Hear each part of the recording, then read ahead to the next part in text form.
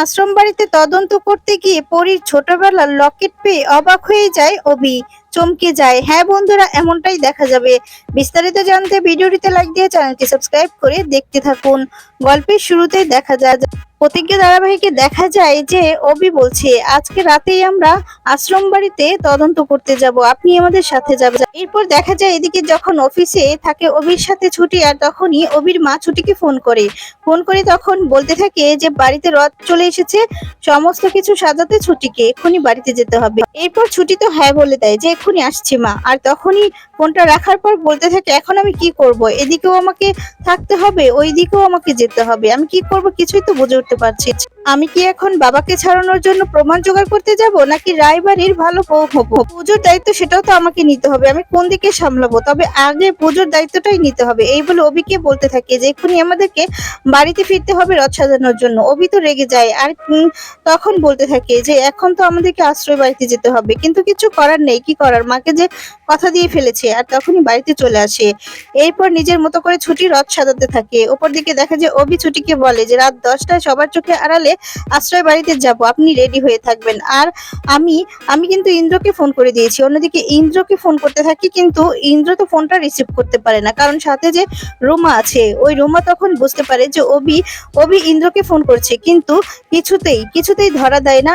ইন্দ্র তো তখন দেখা যায় কি করে ফোনটা রিসিভ করবে কিছুই বুঝে উঠতে পারছে না, আর বলে এখন কি করব, আমার উপর তো খুব রেগে যাবে। এরপর দেখা যাবে রাত 10টা বাজার পর অভি তো সবার চোখের আড়ালে ছুটিকে নিয়ে বাহিরে বেরিয়ে যায় আশ্রয় বাড়িতে যাওয়ার জন্য। অপরদিকে ইন্দ্র বেরিয়ে যায়। এরপর তিনজনে আশ্রয় বাড়ির বাইরে গিয়ে দাঁড়ায়। আর তখন দেখা যাবে যে লুকিয়ে আশ্রয় বাড়ির মধ্যে ঢোকার চেষ্টা করে, কিন্তু ছুটি দেখতে পায় যে কিছু গুন্ডারা আছে আর পুলিশও আছে। আর তখন দেখা যায় যে পুলিশরা গুন্ডাদের সাথে হাত মিলিয়ে কিছু একটা করার চেষ্টা করে। এরপর অভি ছুটি বুঝতে পারে যে কিছু একটা এখানে ঘুরছে। আর তখনই দেখা যায় যে কি করে যাবে ভেতরে, পিছনের দরজা দিয়ে দেখা যায় চুপি চুপি আশ্রয় বাড়িতে ঢুকে যায় ছুটি আর অভি। আর তখন ছুটি অভিকে বলে, যা করতে হবে আমাদেরকে সাবধানে করতে হবে, কোনোভাবেই যেন কেউ কিছু বুঝতে না পারে, কারণ আমরা তিনজন ওদের সাথে ফাইট করতে পারবো না। অভি ছুটিকে বলে, আচ্ছা ছুটি, আমাকে বলুন তো এই আশ্রয় বাড়ির সমস্ত ডকুমেন্টস কোথায় থাকে, আমি যে এগুলো সার্চ করে দেখতে চাই। ছুটি অভিকে বলে, আসলে এগুলো তো একটা একটা বাক্স আছে, সে মানে ওইগুলোর মধ্যেই সবকিছু থাকে। আর তখন বলে, বাবা তো দেখতাম সব সময় এগুলোর মধ্যেই রাখতো। আর তখন বলে, আপনি ভালো করে খুঁজে দেখুন না। অভি ছুটির কথা মতো দেখা যায় সেই বাক্সটা নিয়ে যায়। আর বাক্সটা খুলে খোঁজার চেষ্টা করে যে কি কি আছে। একটা সময় দেখা যায় কিছু ডকুমেন্টস পায় অভি, কিন্তু সেগুলো ভালো করে দেখতে থাকে। আর যখনই বাক্সের তালাটা বন্ধ করতে যাবে ঠিক তখনই দেখা যায় দেখতে পায় যে একটা লাল ব্যাগ, ছোট ব্যাগ। আর তখন অভি চমকে যায়, হাতে ব্যাগটা নেয়, ব্যাগটা নিয়ে তখন খোলে।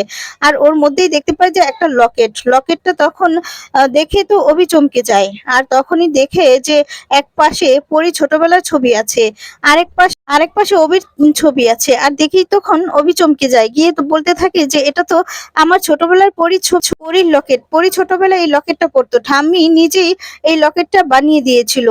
তখন দেখা যায় ছুটি এ কথা শুনে অবাক হয়ে যায়। ছুটি তখন লকেটটা দেখে বলে যে উকিল স্যার, এটা তো আমার লকেট, আমি ছোটবেলায় এই লকেটটা পরতাম, বাবা আমাকে বলেছিল যত্ন করে রাখতে, আমার সবকিছুই হারিয়ে গিয়েছে, কিন্তু আমি এটা যত্ন করে রেখেছি।